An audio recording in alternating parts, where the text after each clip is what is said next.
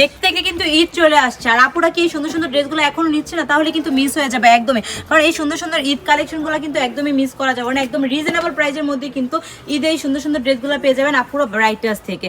আর ব্রাইটটা সবসময় আপুদেরকে এত সুন্দর সুন্দর কালেকশন দিয়ে থাকে রিজনেবল প্রাইসের মধ্যে, এটা কিন্তু বলার কিছুই নেই। কারণ আমাদের উদ্দেশ্য একটাই, আপুদের কাছে পণ্য বিক্রি করা নেই, আপুদের বিশ্বাস রক্ষা করা।